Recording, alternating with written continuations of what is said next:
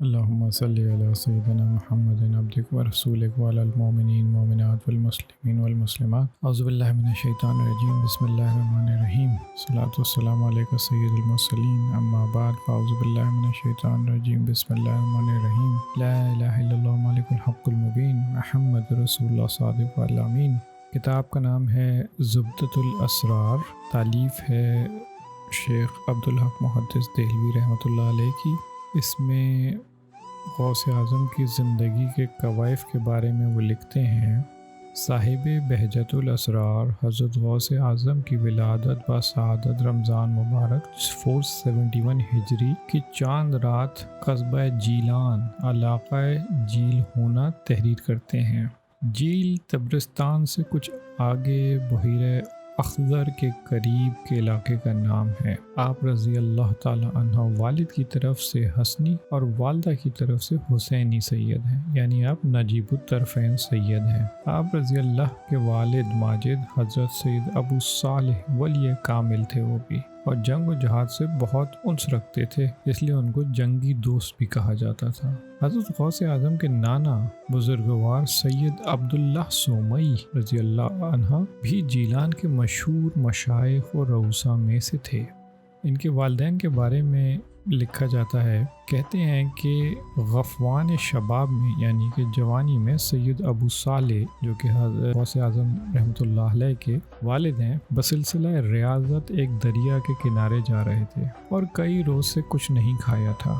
دریا کے کنارے پر ایک سیب پڑا ہوا دیکھا تو بسم اللہ کہہ کر کھا لیا۔ کھانے کے بعد خیال پیدا ہوا، پتہ نہیں کس کا سیب تھا جو میں نے بلا اجازت کھا لیا ہے، اس لیے پریشانی کے عالم میں دریا کے ساتھ ساتھ سیب کے مالک کی تلاش میں چل پڑے تاکہ اس سے اجازت حاصل کریں۔ چند فرلانگ کی مسافت کے بعد دریا کے کنارے سیبوں کا ایک باغ نظر آیا جس کے درختوں سے پکے ہوئے سیب پانی پر لٹکے ہوئے تھے۔ سید ابو صالح سمجھ گئے کہ وہ سیب انہی درختوں کا تھا۔ دریافت پر معلوم ہوا کہ یہ باغ سید عبداللہ سومئی رضی اللہ عنہ کا ہے، لہٰذا ان کی خدمت میں حاضر ہو کر بصد ادب و بلا اجازت سیب کھانے کے لیے معافی کے خواستگار ہوئے۔ سید عبداللہ سومئی چونکہ خود خاصان خدا میں سے تھے، سمجھ گئے کہ نیک و نہان نوجوان ہیں، چنانچہ کچھ عرصے کے لیے باغ کی رکھوالی کی شرط پیش کر کے کہا کہ اتنا عرصہ یہ خدمت انجام دو، اس کے بعد معافی کے متعلق غور کیا جائے گا۔ آپ رحمۃ اللہ علیہ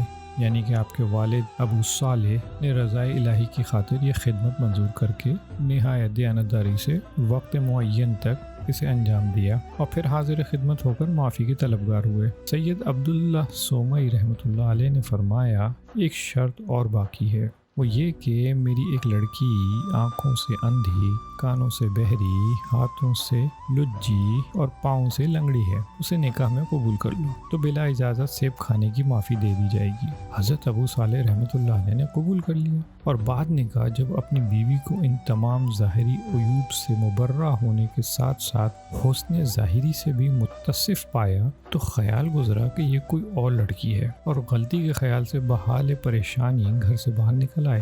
حضرت عبداللہ سومئی رحمۃ اللہ علیہ نے فراست باطنی سے پریشانی خاطر کا سبب معلوم کر کے کہا کہ اے بیٹے، یہی تمہاری بیوی ہے، اور میں نے اس کی جو صفات تم سے بیان کی تھیں وہ سب صحیح ہیں۔ یہ اندھی ہے کہ آج تک کسی غیر محرم پر اس کی نظر نہیں پڑی، یہ بہری ہے کہ کبھی خلاف حق بات نہیں سنی، نیز کبھی خلاف شرع کام نہ کرنے اور گھر سے باہر قدم نہ رکھنے کی وجہ سے لنجی اور لنگڑی بھی ہے۔ حضرت ابو صالح رحمۃ اللہ علیہ بہت خوش ہوئے اور اللہ تعالیٰ کا شکر ادا کیا۔ حضرت غوث-اعظم رضی اللہ عنہ ان دو پاک باز ہستیوں کی اولاد تھے۔ آپ رضی اللہ عنہ کی پیدائش کے وقت آپ رضی اللہ عنہ کی والدہ ماجدہ ام الخیر سیدہ فاطمہ رحمۃ اللہ علیہ کی عمر شریف 60 سال بیان کی جاتی ہے۔ آپ رضی اللہ عنہ مادرزاد ولی کامل تھے۔ آپ رضی اللہ عنہ خود فرماتے تھے کہ مجھے اپنے ولی ہونے کا علم اس وقت سے ہو گیا جب کم سنی میں مکتب کو جاتے ہوئے اپنے آگے پیچھے فرشتوں کو دیکھتا تھا جو میرے ساتھ چلتے تھے، میری حفاظت کرتے تھے، اور مکتب پہنچنے پر لڑکوں کو کہتے تھے کہ اللہ کے ولی کو بیٹھنے کے لیے جگہ دو۔ آپ رضی اللہ عنہ کے والد بزرگوار کا انتقال آپ رضی اللہ عنہ کی کم سنی میں ہی ہو گیا، اس لیے آپ رضی اللہ عنہ کی سرپرستی و تعلیم و تربیت کا اہتمام سربسر آپ رضی اللہ عنہ کی والدہ معاہدہ کے ذمہ رہا۔ ایام طفولیت میں کبھی بچوں کے ساتھ کھیلنے کے خیال سے باہر نکلتے تو آواز آتی، الیہ یا مبارک، اے برکت والے میری طرف آ۔ آپ رضی اللہ عنہ سہم کر والدہ محترمہ کی گود میں جا بیٹھتے اور کھیل کا خیال ترک کر دیتے۔ جوان ہوئے تو ایک مرتبہ بیل لے کر ہل چلانے کے ارادے سے اپنی زمین کی طرف جا رہے تھے کہ بیل نے مڑ کر دیکھا اور بزبان انسان کہا، ما لہذا خلقت ولا بہذا عمرت، یعنی اے عبد القادر، آپ کو اس لیے نہیں پیدا کیا گیا اور نہ اس کا حکم دیا گیا ہے۔ آپ رضی اللہ عنہ گھبرا کر واپس آ گئے۔ مکان کی چھت پر چڑھے تو دیکھا کہ حاجیوں کا ایک قافلہ بیت اللہ شریف کو جا رہا ہے۔ اتر کر والدہ ماجدہ کی خدمت میں عرض کی کہ اگر اجازت ہو تو تحصیل علوم و زیارت بزرگان سے فیضیاب ہونے کے لیے بغداد چلا جاؤں۔ آپ رضی اللہ عنہ کی عمر اس وقت 18 سال کے قریب تھی اور والدہ ماجدہ رحمۃ اللہ علیہ کی 78 سال۔ وہ باچشم پرنم 80 دینار جو جناب غوث-ے-اعظم رضی اللہ عنہ کے والد بزرگوار نے ترکے میں چھوڑے تھے نکال لائیں۔ 40 دینار غوث-ے-اعظم رضی اللہ عنہ کے پیراہن میں سی دیے اور 40 ان کے چھوٹے بھائی کے لیے رکھ دیے۔ پھر ان سے ہمیشہ سچ بولنے کا عہد لے کر انہیں خدا کے سپرد کیا اور کہا کہ اب قیامت کے روز ہی ملاقات ہوگی۔ اثنائے راہ جب قافلہ ہمدان سے آگے نکلا تو ڈاکوؤں کے گروہ نے اسے لوٹ لیا۔ ایک ڈاکو نے حضرت غوث-ے-اعظم سے پوچھا کہ لڑکے تیرے پاس بھی کچھ ہے؟ آپ رضی اللہ عنہ نے فرمایا، ہاں 40 دینار ہیں۔ ڈاکو کو یقین نہ آیا اور مذاق سمجھ کر چلا گیا۔ تھوڑی دیر کے بعد ایک دوسرے ڈاکو نے بھی آ کر یہی سوال کیا اور وہی جواب سن کر اپنے سردار سے سرسری طور پر اس کا ذکر کیا۔ سردار نے آپ رضی اللہ عنہ کو بلوا کر پوچھا تو آپ رضی اللہ عنہ نے اسے بھی سچ سچ بتا دیا اور پیراہن چاک کرنے پر 40 دینار برآمد ہو گئے۔ اس پر ڈاکوؤں کا سردار احمد بدوئی سخت متعجب ہو کر بولا، لڑکے تمہیں معلوم ہے ہم رہزن ہیں جو مسافروں کا سامان لوٹتے ہیں، تم نے ہم پر ان دیناروں کا بھید کیوں ظاہر کر دیا جسے تم نہایت آسانی سے خفیہ رکھ سکتے تھے؟ غوث-ے-اعظم رضی اللہ عنہ نے فرمایا، میں نے وقت رخصت اپنی ضعیف والدہ سے سچ بولنے کا اقرار کیا تھا، اس لیے 40 دیناروں کی خاطر خلاف عہد کیوں کرتا؟ سردار پر رقت طاری ہو گئی اور وہ بہت رویا اور کہنے لگا، اے بچے تجھے اپنی ماں کے ساتھ عہد کا اتنا پاس ہے اور حیف ہے کہ مجھ پر جو اتنے سالوں سے اپنے خالق کے ساتھ کیے ہوئے عہد کو پس پشت ڈالے ہوئے ہوں۔ یہ کہہ کر وہ اٹھا اور آپ رضی اللہ عنہ کے ہاتھ پر توبہ کی۔ اس کے رفقا نے بھی اس کی موافقت کی اور رہزانی میں تو ہمارا سردار تھا تو توبہ میں بھی تو ہی ہمارا قائد رہ، اور تمام لوٹا ہوا مال قافلے والوں کو واپس کر دیا۔ بہجت-ال-اسرار میں ہے کہ اللہ تعالیٰ نے اس تائب گروہ کو واصلین باللہ میں سے کیا۔ بغداد پہنچ کر مشیت ایزدی کے تحت فقر، فاقہ، مجاہدات اور ریاضات شاقہ اور تحصیل علم میں جس قدر مشقت آپ رضی اللہ عنہ نے برداشت کی اس کی مثال نہیں ملتی۔ وہ 40 اشرفیاں تو چند روز میں ہم درس طلبہ و مساکین کی ضروریات پر خرچ ہو گئی تھیں۔ عرصے دراز تک یہ حالت رہی کہ قوت لا یموت کے لیے دجلہ کے کنارے نکل جاتے اور گری پڑی سبزی ترکاری اٹھا کر شکم پوری کرتے۔ ایک مرتبہ 20 روز تک کچھ نہ مل سکا تو کسریٰ کے محلات کے کھنڈروں کی طرف نکل گئے تاکہ کوئی مباح چیز مل سکے۔ وہاں دیکھا کہ 70 اولیاء اللہ اسی طلب میں پھرتے تھے۔ ان کے لیے رکاوٹ نہ بننے کے خیال سے واپس آ گئے تو ایک آشنا جو آپ رضی اللہ عنہ ہی کو تلاش میں تھا ملا اور سونے کا ایک ٹکڑا دیا کہ والدہ محترمہ رحمۃ اللہ علیہ نے آپ رضی اللہ عنہ کے لیے بھیجا ہے۔ آپ رضی اللہ عنہ نے اللہ تعالیٰ کا شکر ادا کیا اور اس سے ایوان کسریٰ کے کھنڈروں میں واپس جا کر ان مردان خدا اور دیگر فقراء کی بھی خدمت کی اور شام تک سب کا سب راہ خدا میں خرچ کر دیا۔ بغداد کے قریب ایک ویرانے میں پرانا برج تھا۔ اس برج میں آپ رضی اللہ عنہ نے 11 برس تک شب و روز عبادت و ریاضت کی، جس کی وجہ سے اس برج کا نام برج اعظمی پڑ گیا۔ آپ رضی اللہ عنہ فرماتے ہیں، ایک مرتبہ میں نے اپنے پروردگار سے عہد کیا کہ میں اس وقت تک کچھ نہ کھاؤں پیوں گا جب تک کوئی دوسرا مجھے میرے منہ میں لقمہ نہ دے کر نہ کھلائے گا۔ متواتر 40 روز بغیر کھائے پیے گزر گئے۔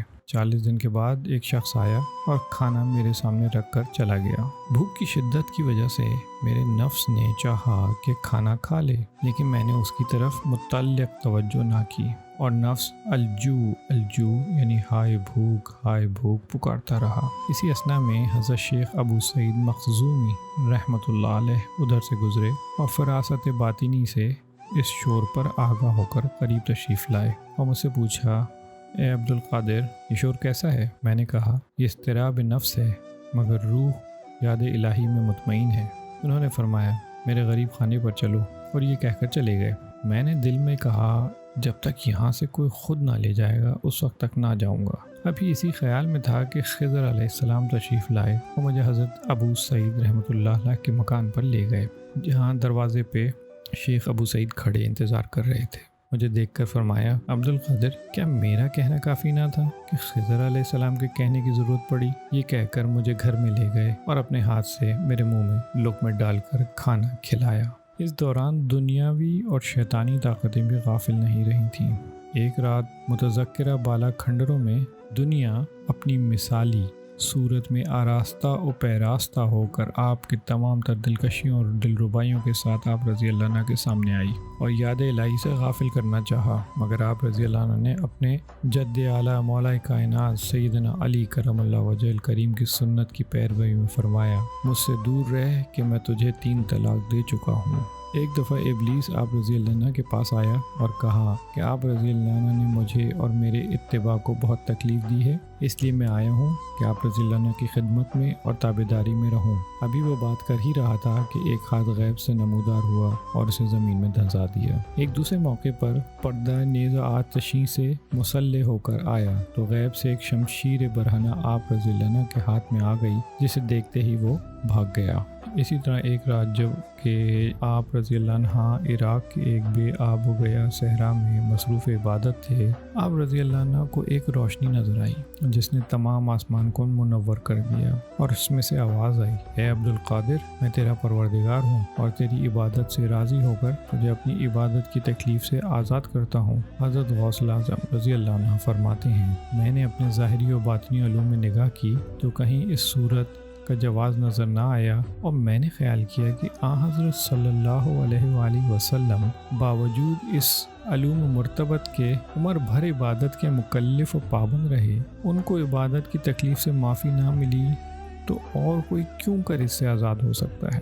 اس لیے میں نے لا حول پڑھا تو شیطان اصلی صورت میں سامنے آ کر کہنے لگا، میں نے اس مقام پر بطیر عبادت گزاروں کو گمراہ کیا، مگر اے عبد القادر، آپ رضی اللہ عنہ اپنے علم کے زور سے بچ نکلے۔ میں نے پھر لا حول پڑھا اور کہا، دور ہو مردود، میں اپنے علم کی وجہ سے نہیں بلکہ محض اللہ تعالیٰ کی تائید اور فضل و کرم سے محفوظ رہا ہوں۔ اس پر وہ سر پیٹنے لگا کہ آج میں آپ رضی اللہ عنہ سے قطعاً مایوس ہوا، آئندہ آپ رضی اللہ عنہ پر وقت ضائع کرنا بے سود ہے۔ میں نے کہا، میں تمہاری کسی بات کا اعتبار نہیں کرتا اور ہمیشہ تمہارے مکر سے اللہ تعالیٰ کی پناہ مانگتا رہوں گا۔ یہاں تک کے لیے ابھی اتنا ہی ہے۔ جزاکم اللہ خیر۔